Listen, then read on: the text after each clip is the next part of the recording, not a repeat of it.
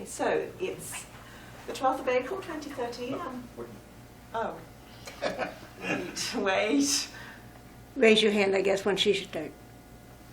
So it's the 12th of April 2013, and we're in Cleveland, Ohio, for the meeting of the Midwest Victorian Studies Association, and we're gathered here this morning to talk with three of the founders of the association on how it all came about. So we are talking with Nicholas Temperley, Larry Poston, and Walter Arnstein. I'm Christina Bashford, and on my right is... I'm Alisa Clapp-Itnyre, Executive Secretary to the organization since 2005. And I'm Florence Boos, the current president. Okay, so we'll start at the very beginning, and I'm told we should start with Larry, who I think was where it all began. And so the first question we thought we'd ask you was, what prompted you to start thinking about a Victorian association in the Midwest? And when was that? Well, what started me thinking about it was attending a meeting of one of the earliest of the interdisciplinary Victorian groups, which was, I don't remember the formal title, it still exists, but it's the group that meets in Western Canada.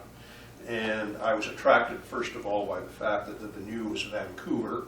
What a nice place to go.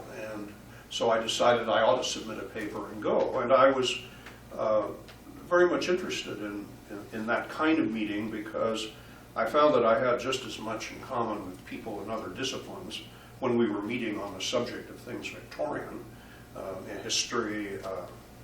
At that time, I did not know that there were Victorian musicologists. Now we have two in this room with us, art history. And the experience of that meeting led me to, and then also I think the fact that very recently the Northeastern Victorian group had been founded on the East Coast, obviously, led me to think that we really had the critical mass to do something like this in the Midwest. So that I remember the first thing I did actually was, and I don't know if this could be done nowadays in privacy issues, but I asked Victorian Studies if they would give me a list of subscribers in the Midwestern states. I don't recall whether I defined Midwest or they did, but we were mutually satisfied. So I got that printout and I wrote to these people and I said, how about it? And then I followed it up with presence at a couple of meetings, Midwest MLA, which was in St. Louis. This was all in 1976, 77. And it also, I think another factor in it for me was that it came together with a move I was making, an academic move of my own, from the University of Nebraska to the University of Illinois at Chicago, or Chicago Circle, as it was known at that time. And I thought that for an effort like this, being located in Chicago for all kinds of logistical reasons made it a smart move. It would be a lot easier there than it would be from some other area. So that was, out of that first mailing came some responses, and some of the respondents are with us today, and we ended up with a sort of organizational meeting in Chicago, in Greektown. So Nicholas and Larry, did you get a letter from, sorry, Nicholas and Walter, did you get a letter from Larry? Yes, I believe we did.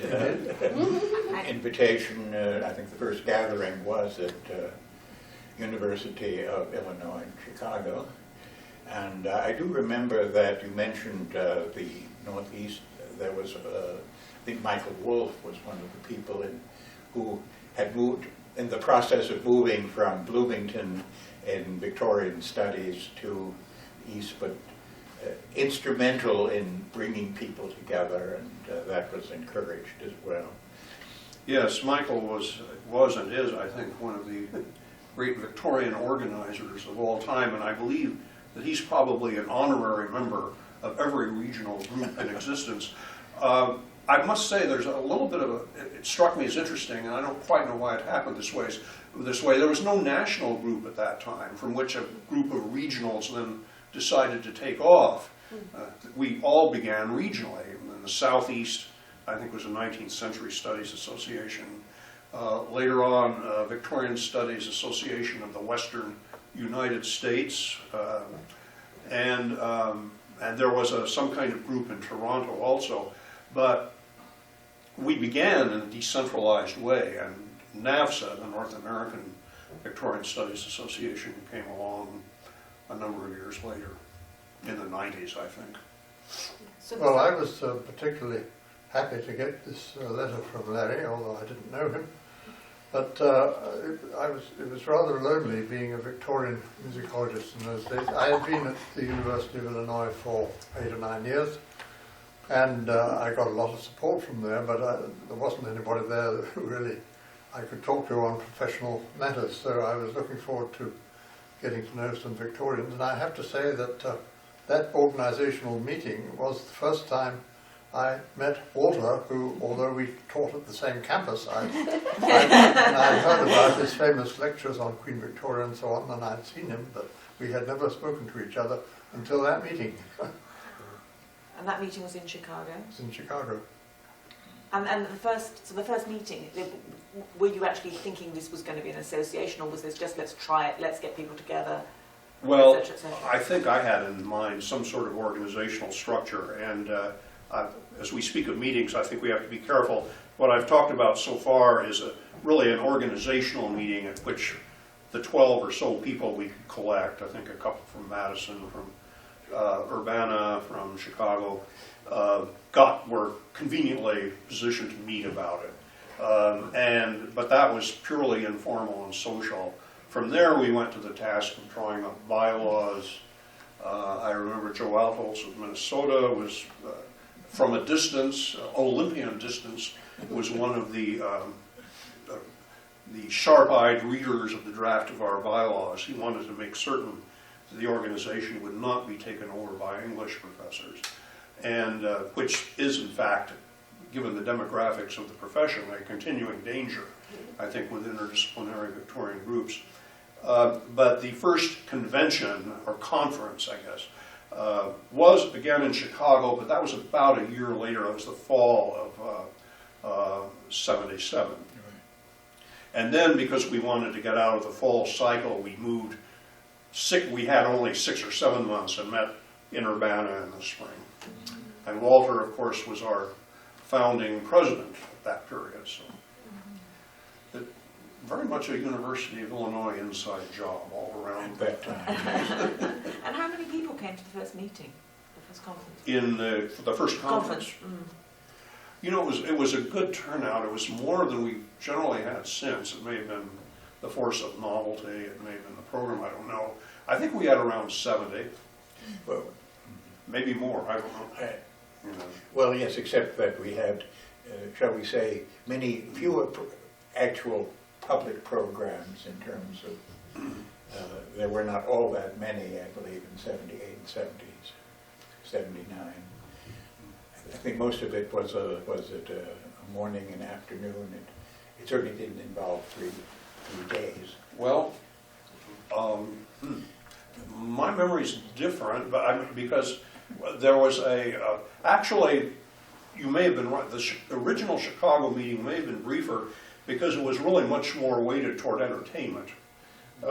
We had Jane Stedman, the W.S. Gilbert scholar, recently passed on, alas, but was one of our very early energetic members, put on a performance, or a part performance, part lecture of Princess Ida, which is probably the least known of the Gilbert and Sullivan, the Savoy operettas, at least the least heard. And we tied that to the theme of Victorian education, so that there was a strand having to do with Tennyson's The Princess. Sheldon Rothblatt came from California to talk about higher education. Tennyson's poem itself, of course, was a sort of key document in this founding meeting, and we called it a strange diagonal, which I don't remember who thought of that, but I thought it was a brilliant idea, taking the title of the conference itself from Tennyson, because the conference itself was a kind of strange and unusual diagonal. But I think Walter is right. The relative brevity would have been the fact that at that time, I don't think we had any over-the-transom call for papers. It was more a kind of, Internal drawing. yeah. I think both the first 3 or 4 programs, the underlying notion was gathering the previous 6 months or whatever to plan the program. In a sense, the program was not so much, as you say, it came from over the transit, but you invited people to be part of the next Yes. program. And the one which I came to know best, because I played a minor role in Urbana, was the gathering involving eminent Victorians, Lytton Strachey, and we had. Was that the anniversary of the publication? Could 78? have been, yes, because 50th or that was 60th, yeah. good point, because that was 1918. Mhm. So we had one specialist involving Florence Nightingale and another Thomas Arnold, and we had General Gordon and let's see, who was Manning, Cardinal yes, Manning. Cardinal Manning. Yes. So I guess I suppose it was Joseph Alphonse who. And in those days, actually, I recall you would invite people to come without giving them any money, and they would get the money and come because. But in the Together was early a great days, we thing. had more people in history of science, in history generally. So a lot of them seem to have drifted off, which is very unfortunate. I don't quite understand why. But that has been our problem, hasn't it, in some ways? If I could just interject something for a minute. I was at the meeting of the Midwest Modern Language Association when Larry got up and made his appeal, would people be interested in forming such an organization? And I was a young assistant professor at Iowa. I was so excited. This seemed to me such an absolutely wonderful idea. For the reason that Nicholas said, I was very conscious of representing Victorian literature to people who had mixed feelings about it. And in a department which was so narratologically and critical theoretically centered that historical approaches seemed irrelevant.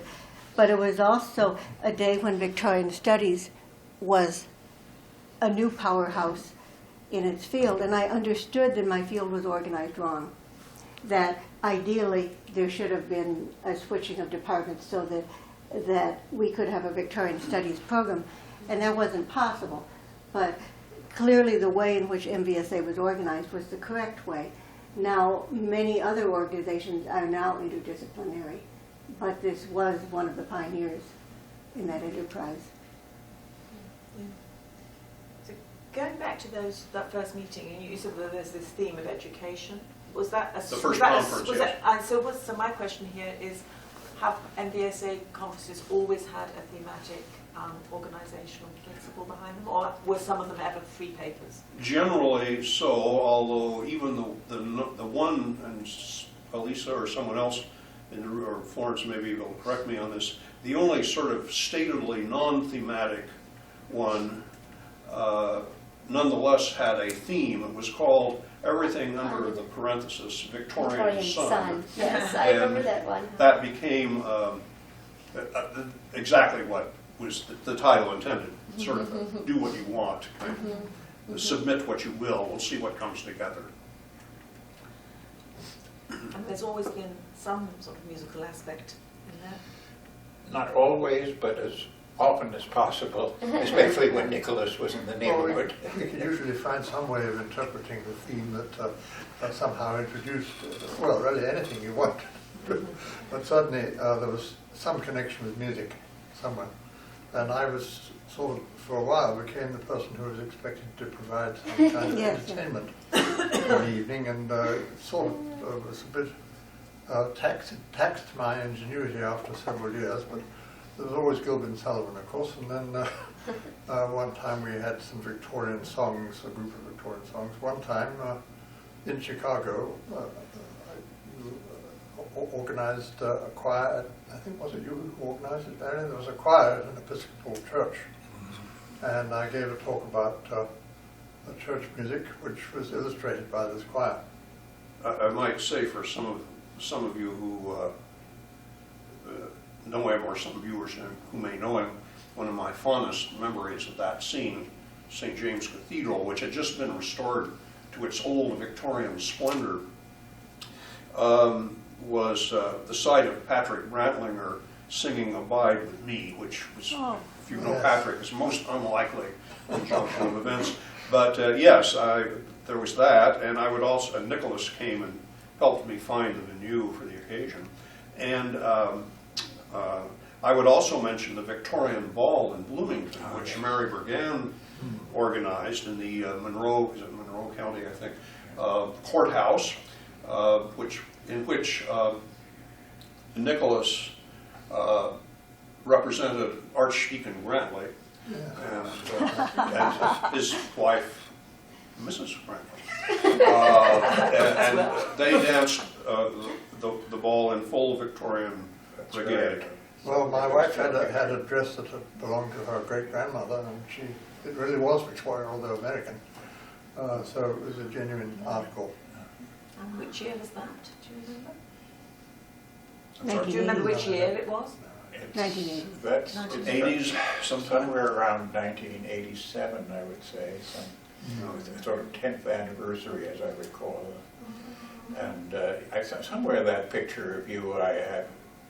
Do you have in your collection, or? Yes. And you do. I know.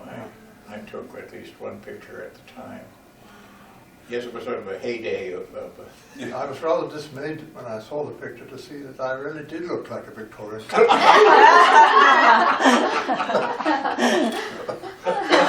are some other Waiting for performance. What are some other memorable conferences?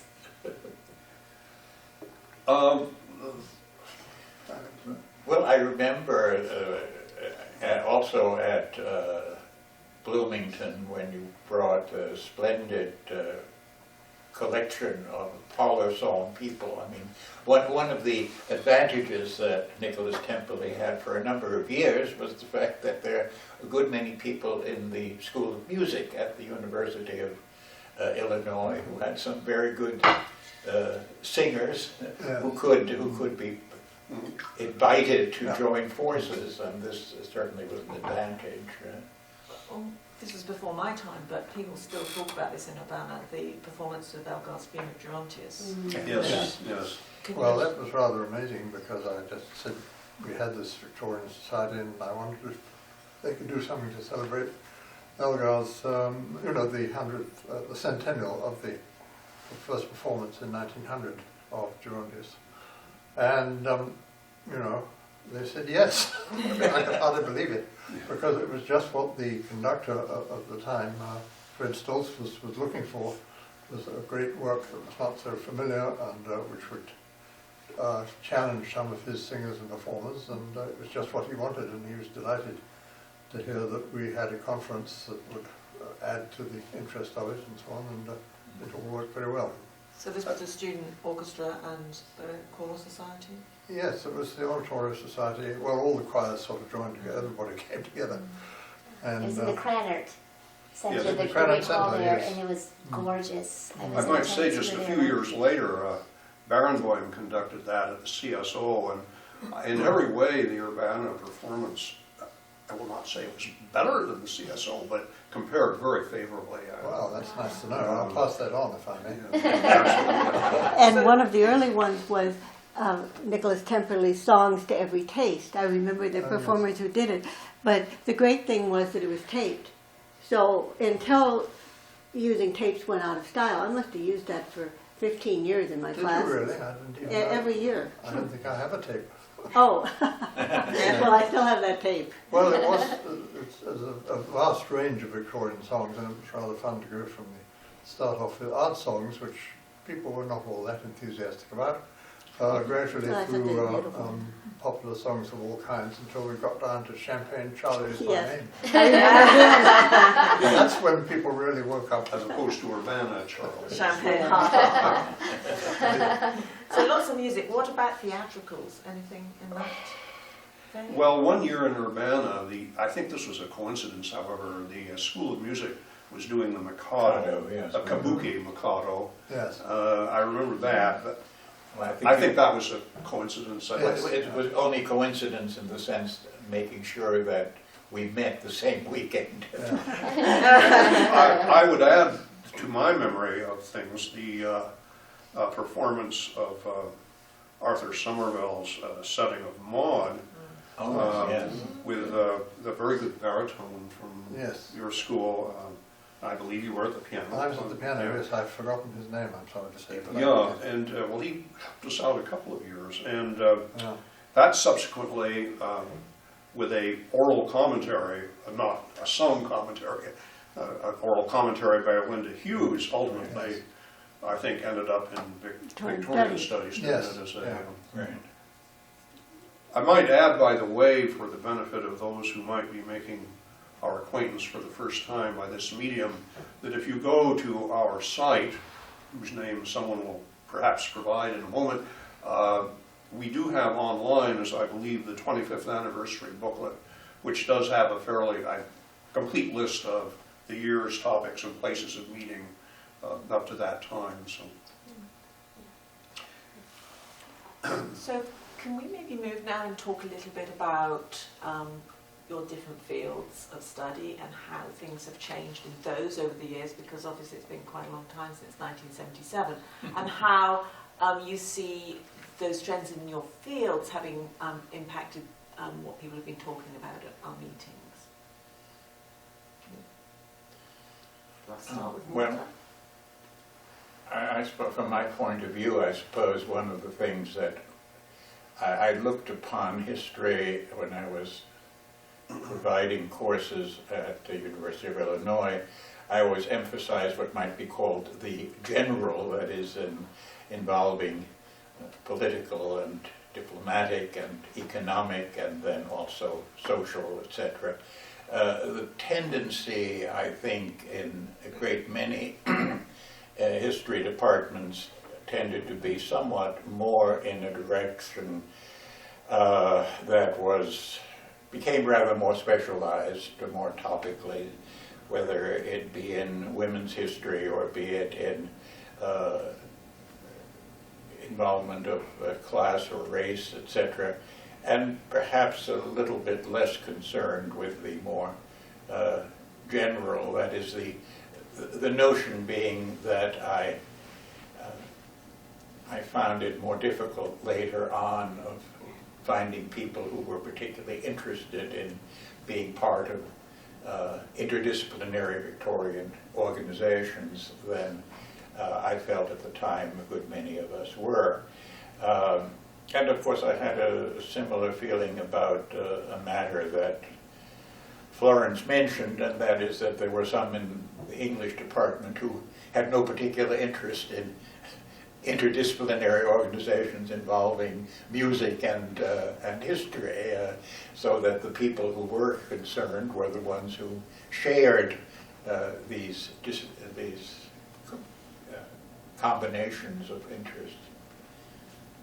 But I think one of the more interesting ones that we inspired was a Victorian Studies gathering of which Patrick Brantlinger went along with.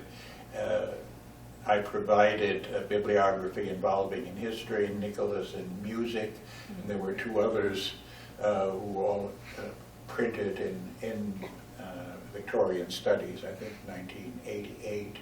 So to that extent, the organization itself sort of inspired the interdisciplinary phenomenon, and also this return to concern with revival of Victorian religion rather than solely the emphasis of doubt, which is actually discussed in some gatherings today, as far as I know.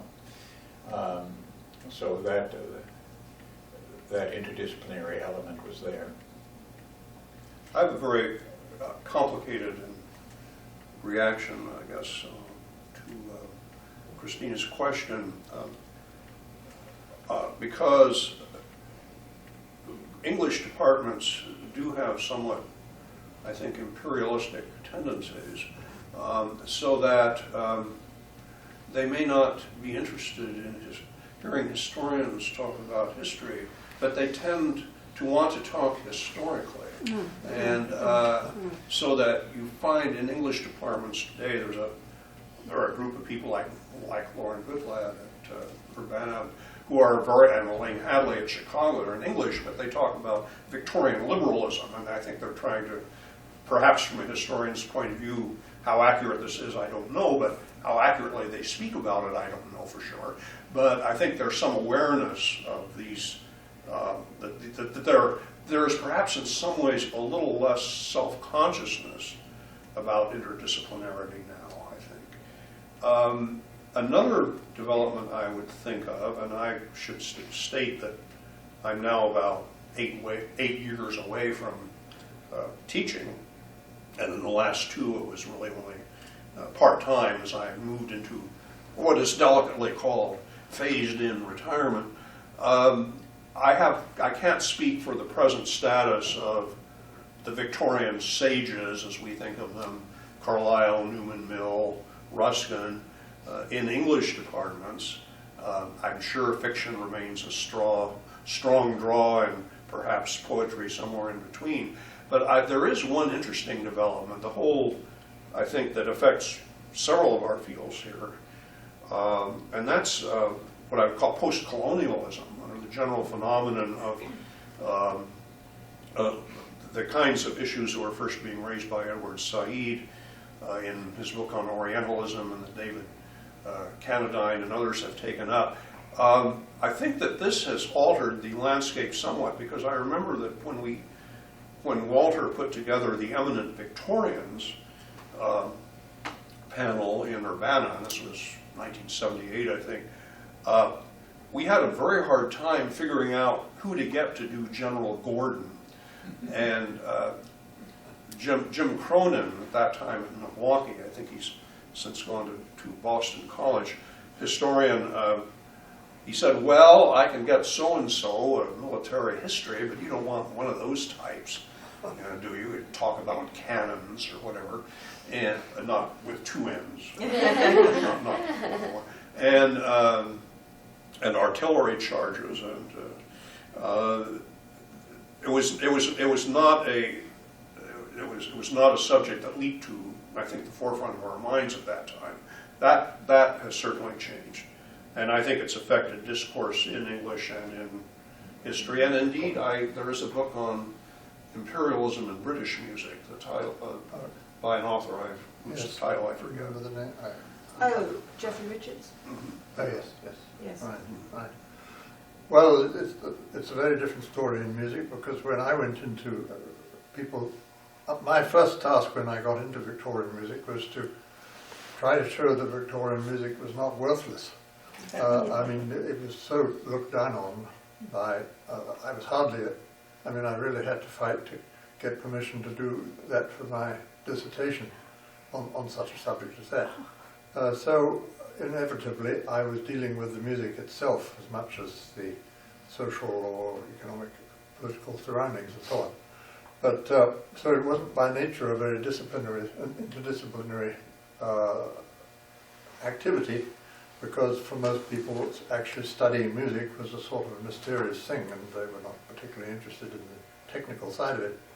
But things have certainly changed enormously since then, although musicology has not quite had the same postmodern phase that you might find in some disciplines. But there certainly is something called the new musicology, which focuses on the position of music in life, and so it does not necessarily involve technical discussion of music. Christina, although perfectly capable of doing excellent technical discussion of music, if she felt like it, is very much a leading figure in this development in music, which has really got off the ground enormously in the last 20 or 30 years. And it has spread to this country. We have our own society now of the North American British Music Studies Association, which has an unpronounceable acronym.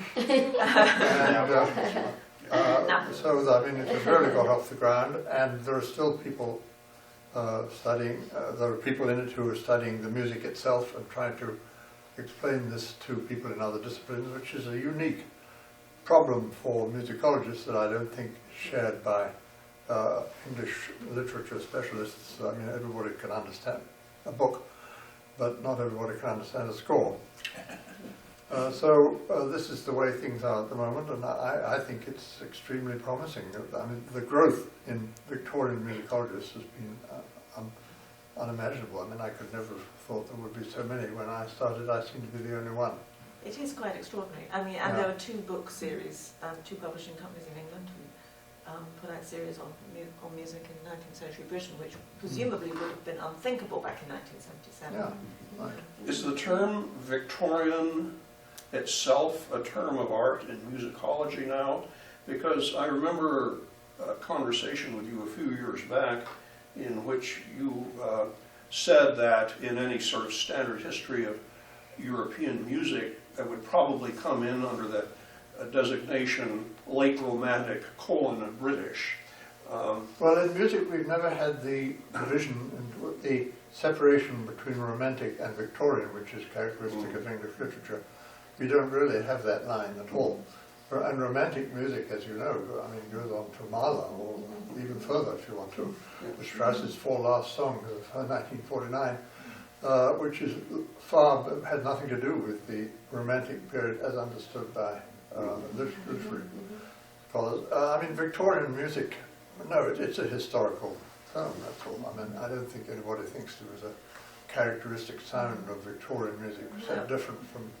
The dividing line used to be at 1880 when people talked about the English musical renaissance, starting with Parry, Stanford, and then going on with Elgar. I've been sort of fighting this for some time because I think it suggests that there's nothing worth bothering about before 1880.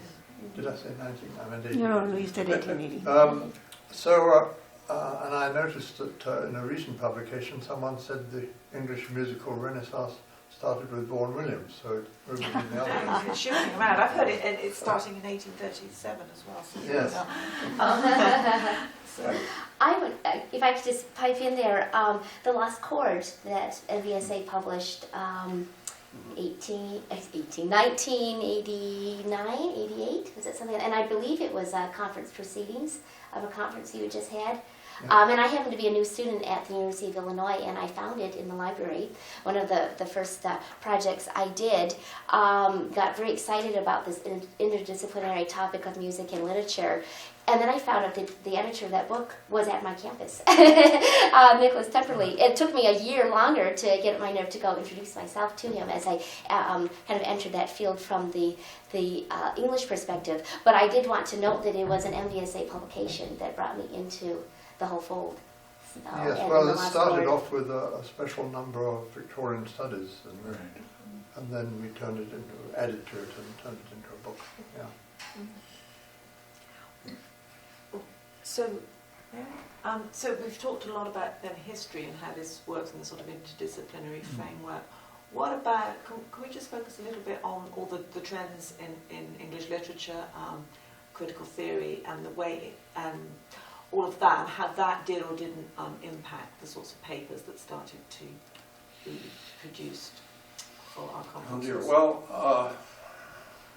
I say oh dear because in a sense I myself really antedate to the height of literary theory, which I thought at one point was really, I'd like to hear from Florence and Alisa on this, I thought was really fundamentally altering, and I'm not saying good or bad, but simply was very seriously altering the face of English departments. And by the way, I do think that it is, I referred to, not entirely jokingly, English departments as always having an imperial strain, in the sense that they tend to overlook, in charging into other disciplines, as was the case, I think, whether it was Freudianism, post-structuralism, Strauss, or whatever the thing was, it often did involve a kind of movement into another field, or an assumption that we could talk about those things comfortably. And my own bias has always been historicist. I would be delighted to report that I'm really a new historicist if I were certain exactly what that is. I mean, I can think of certain junctures in my own work where that has been that whole development has been useful. For example, autobiographical theory, where I think a number of these issues do come into play, and have probably, in fact, made English departments much more aware of what's been going on outside their own discipline. But I was also thinking of the fact that a volume on Victorian literature and culture, edited by Herbert Tucker at Virginia, was criticized when it appeared for the fact that there was really only one historian, qua historian, in the group writing for that. That was Bill Hike at Northwestern. And that this was an example of imperial English at its worst. So I'd like to hear, though, from maybe Florence on her feelings about that, or to what extent it's altered her work, or hasn't, I guess. And I also, by the way, I should also add, I think English departments, in my observation at least, are receding somewhat from this. The height of theory, I have a feeling, is no longer with us. We have not totally abandoned the virtues of close reading, although we no longer necessarily apply a new critical set of standards to what we do when we say that. I'd like to toss it to you, Florence. Well, as Tennyson said, the old order changes, giving place to new, lest one good custom should corrupt the world. And it does seem to me that MVSA as an organization adopted a kind of mild stance toward some of the changes in criticism, but that in the long run, the field itself has changed so that theory became more inclusive. It took several years for the implications of critical theory, a la French post-structuralism and so forth, to hit the United States in full form. But the British wing, with the emphasis on cultural studies, I think is most relevant for this organization, and now for most English departments. I do think the dominant strain in Victorian criticism today is a cultural studies approach, which is, of course, a historicist approach as well as one that is eclectically interested in narratology and other fields. So I'm very happy with this and happy to identify with cultural studies. I find a slight problem in that the people who are at the forefront of this do not think as historically as they do sociologically, so some of their examples are from the present. But that's something that we can and do correct. One of the changes which fascinate me in terms of the articles of the papers that were part of the program, I had the feeling when it came to English subject areas, I thought the first 10 or 15 years of MVSA, each year there would be something about Carlyle and Ruskin and Tennyson perhaps. And then I thought to myself just last year or 2 years ago, when you had an enormous amount of emphasis in Europe and in America of Darwin, and of course in the United States, Abraham Lincoln. And then I noticed that Tennyson had been utterly forgotten. I think in a single year, the TLS had one single article about Tennyson's bicentennial, and so a kind of a reminder that some of those sages which you talked about often at that time seem to be less talked about now. Well, certainly in what I've been currently working on is Newman. I'm struck by the fact that in the last few years, Newman seems to have become almost wholly the property of theologians again, perhaps partly with a spur from the recent Pope, who has brought him to beatification. A most unlikely move, by the way, I think, for that Pope. But I think also because I hate to say that, to say there's an increasing secularization in literary studies, because that makes it sound like I'm some kind of Anglo-Catholic fogey, and I don't really think I am in that sense. But I think it is true that the religious issues as such no longer preoccupy people in English as they did at an earlier date. Have we ever had a theologian in this organization? Good point. No, that's right, no. Not even really a philosopher. I think it's time we got one. Janice Carlyle, of course, the Mill scholar, has gave a paper a number of years ago, but I can't think of. What about art history? over That was the good. years? Yes, But, well represented. in the earlier times. Could you maybe talk a little bit about that and who was involved? We really need to have one of our art historians here. But I would, again, I'd kind of defer to Florence on this, who by virtue of being interested in William Morris must certainly have some sense of what's going on in art history. And Well, we did have and do have art historians who are very active, and sometimes centrally so. Early in the organization, Deborah Mankoff and Julie Codell and other young women used to gather here, and now our upcoming president will be Julie. Also, Anne Helmreich was the first recipient of the Arnstein Award. She has become a major administrator at the Getty Museum, and she spoke at one of our recent conferences. In fact, I think one of our best features is that when we can have art historians, everyone just loves to see and discuss the pictures. At this conference, for example, we are all going to the Cleveland Art Museum. So I think we have continued the tradition of including art as well as music. What about the Arnstein Award? Can you tell us a bit about that? I was not responsible.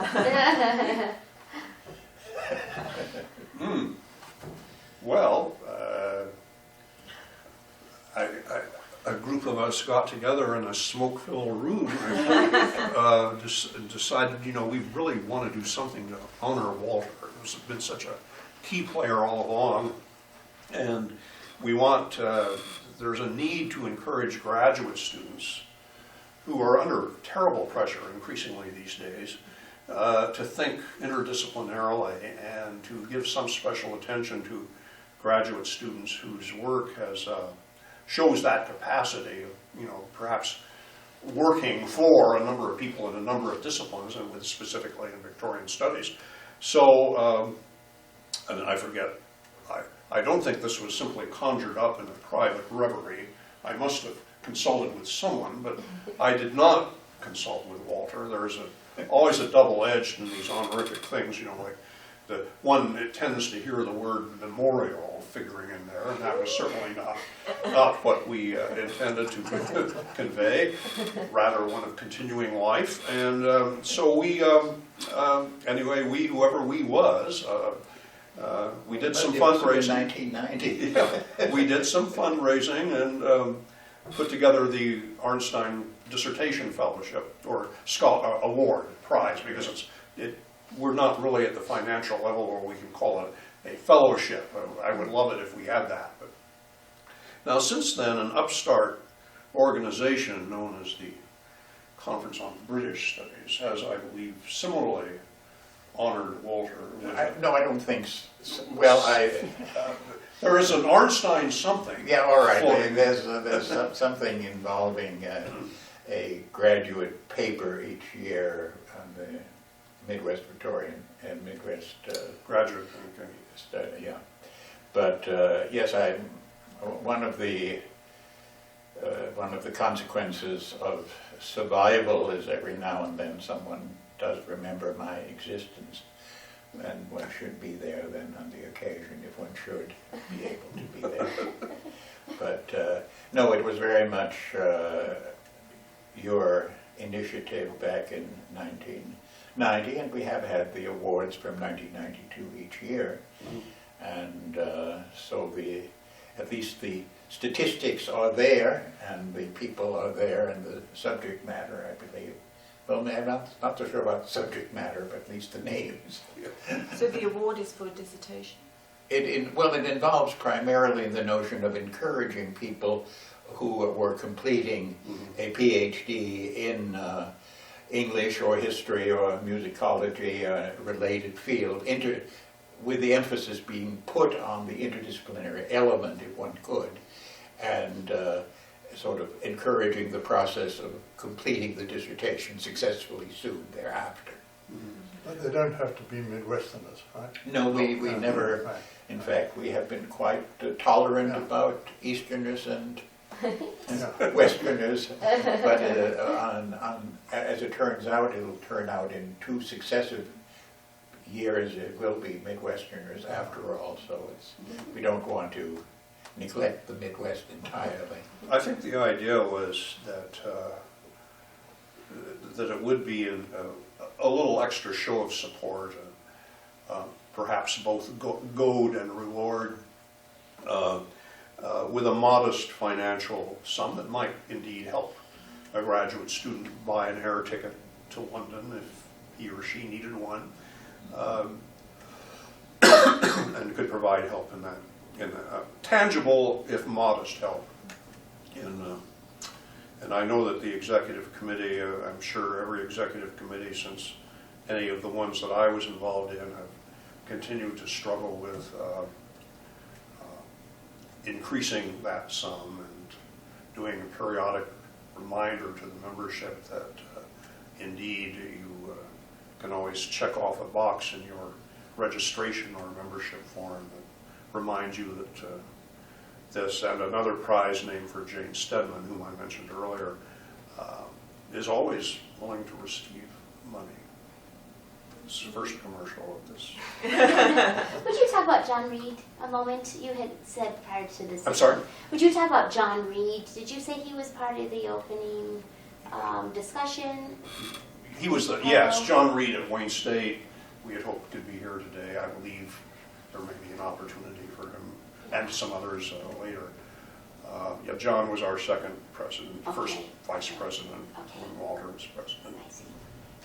And the underlying notion, which was taken for granted and become part of the Constitution, was that no successive presidents should be associated with precisely the same area of discipline, so that a little bit of variety was imposed upon. That's why they had to make me president, the third president, because, musicology was, had not been represented. At any rate, I had 2 years, like everybody else, but in one of those, I broke my leg and wasn't able to attend. That was the one meeting I couldn't attend. But it was an unfortunate incident. Well, you didn't break it dancing at the Bloomington Ball, did you? No. The one thing that Nicholas once imposed upon me, however, and apparently was never tried again, and I could see the underlying notion was quite clever.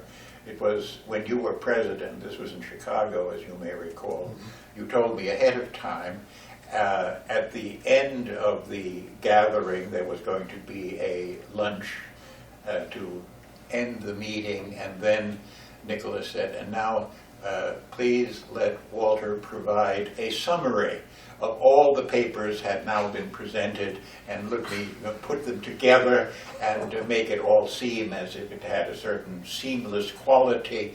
I found it a, shall we say, enormous challenge, because I had to draft most of this when the papers had not yet been provided, and in some cases I hadn't heard them. But I did manage to put it all together. But then I discovered that it never happened again. Well, actually, I did that once, but yes, but I was given abstracts or something to work from. Well, I'm sorry if I put too much pressure. It's been rankling for many years. I wonder if I could raise one disciplinary question about then and now, the beginning of what we all thought we knew what we meant by Victorians, but being a Victorianist, or whatever you want to call it, But I wonder to what extent in various, and Nicholas has really touched on this in sense musicology as a special case. I notice increasingly talk about the long 19th century, and the implication being that those of us, certainly in literature and history, are really working with the period roughly 1789 to 1914, and that it, except perhaps in a literary history narrowly interpreted, there's not much. The implication often is that we need to look rather beyond this parochial thing, thinking we're Victorians or whatever, or French Revolution experts or whatever, and see that as a kind of single period to which we might, and indeed one organization, I think it's the one in the Southeast, is more or less operating on, that's what they mean by 19th century studies. I'm wondering if anyone feels that that's made a significant difference in, or a difference of any kind in how we think about what we do. I think when we began, to some extent, we went along with Victorian Studies, the journal, which I think essentially said 1830 to 1914. But there's actually very few people who ever sort of dealt much with the Napoleonic era in history. At least I don't remember anybody talking about it particularly. It was theoretically possible, I suppose, but then you do have certain problems about, presumably about Haydn and Mozart as being part of the Victorian period. And, so maybe, but then of course time has passed. I mean, one of the changes in my lifetime was the fact that when my own doctoral dissertation was worked on many decades ago, the feeling in England proper was the fact that if you did history, you should be doing the Middle Ages, or possibility the Tudors or the Stuarts, but that was proper history, and nobody else did the 19th century. I mean, the first beginnings of that was taking place within the 1950s. There were some British historians who went along with that. Now, by the time we got to the 60s and the 70s, it was initially Americans and Australians who were busily doing Victorian history.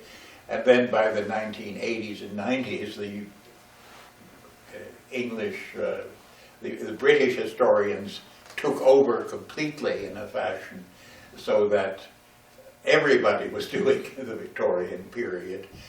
Now I think it's sort of already a little bit passé. Maybe now we should all be doing the 20th century. There was, of course, a sort of counter movement, though, I think, Walter, in what you're saying within the field of Victorian studies. There were those, in fact, who thought that extending the period to 1914 was a bit of a stretch, and that you should really end it around 1880. I guess theoretically, on the assumption that after 1880 things became a bit naughty, and yes, you know, a little more sort of strange things going on, and you had to deal with Wilde. I certainly could not think of Wilde as a Victorian, that sort of thing. I'm guessing that when you founded the association, this discussion wasn't really a big part of it. I mean, should we call ourselves Victorian? Maybe back in 1977, No. It was just going to be Victorian Studies. Like, Yeah, 40 years on with this. I'm not saying it's any more problematic now. I'm just sort of wondering if we're more aware of it. anyone's horizons find their horizons changing as a. When did Victorian first become a recognised period in English literature? A self-contained sort of period. Well, the term, I seem to remember that the earliest OED use, recording of the term, which was not necessarily just literature, but to the reign itself, was around 1850 or 51, but someone would have to check me on that. Well, that's, the Queen became an adjective. Yeah. Right. Then it was talked about rather more often, the longer she lasted. Well, I was thinking of courses on Victorian literature. I mean, when did they start? think? Well, that's an interesting thing. We're really not. I think I've often thought that these various groups altogether simply with a conference on changes in Victorian studies. I know that I'm old enough. Excuse me. I'm old enough to remember the generation that I was not part of. I was a mere lad, but I remember my very first MLA meeting hearing an old English scholar named Kemp Malone from Johns Hopkins University. He was talking about Beowulf or something. But I remember hearing shortly after that a story about Kemp Malone who said, well, why do we need courses in Victorian literature? We grew up with them. They were all in our parents' and our grandparents' libraries. You know, it was really there was something of the same problem with American literature. One of the inventors of the study of American literature, perhaps even American studies, Willard Thorpe at Princeton, had written this dissertation on the Restoration period. So both of those, in the sense of, I think the real, in literary studies, my guess would be that that 1945 or thereabouts is about the time we're far enough away, we're no longer overthrowing our grandparents. We can start to think about Tennyson, Browning, and other Johnny-come-latelys like that as people who could be taught and read. There was an older tradition, however. I was astonished when I first went to the University of Nebraska and looked at a catalog from the 1890s that at that time the Department of English at Nebraska had a 2-semester course on Browning. And the only thing I can figure there is that someone in Lincoln must have been a Browning nut, and maybe a member of a Browning society, who did not think it at all excessive to have 32 weeks or something on the poet. It's interesting, yeah, we really need to wrap up. Can I have one tiny little last question about where you think we should be going from here on as an association?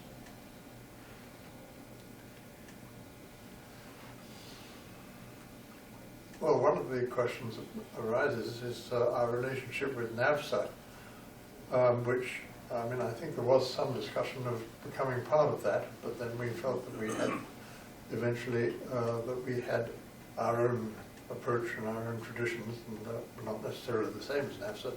And I don't think they are. I think we are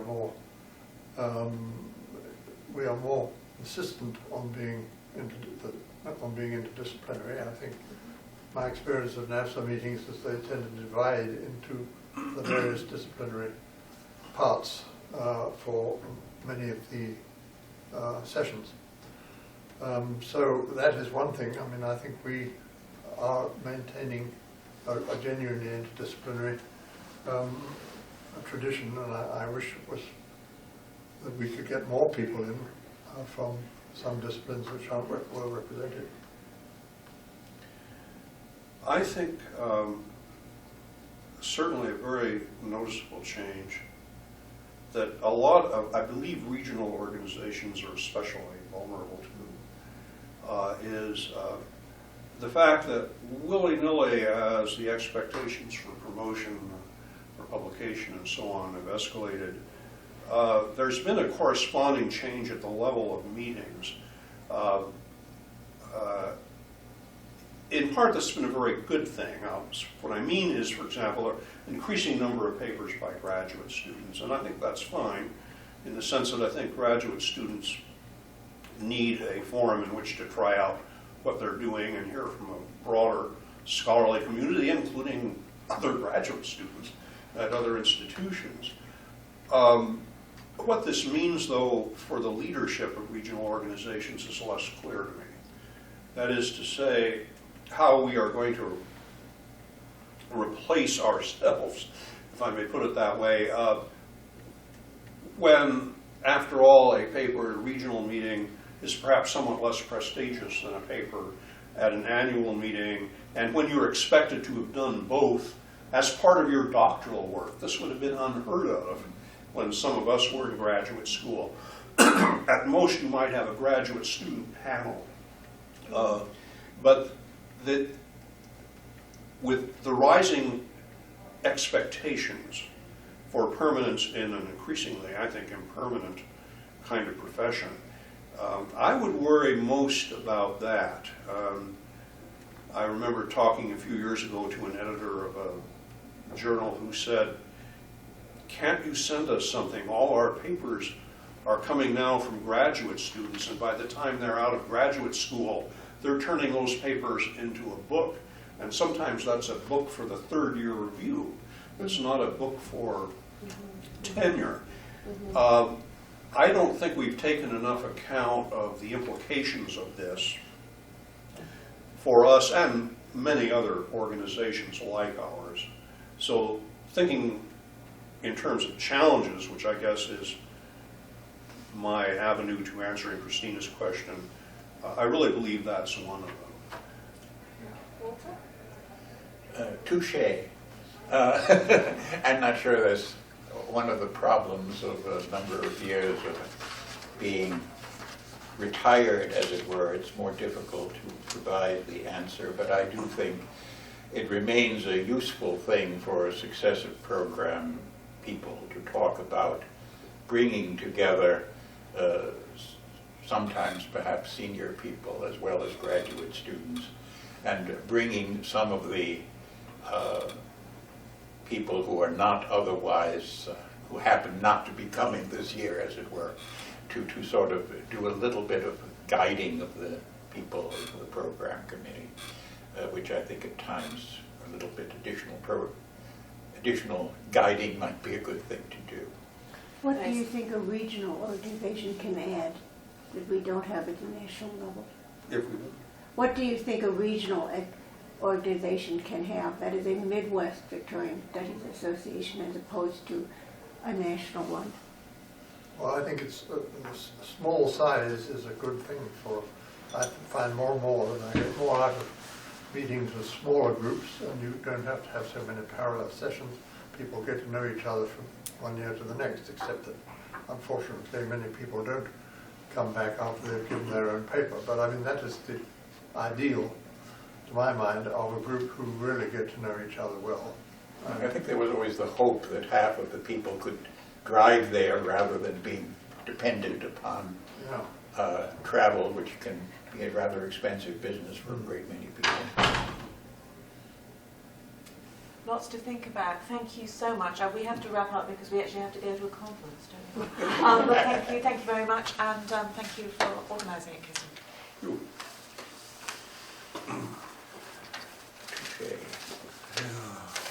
I should have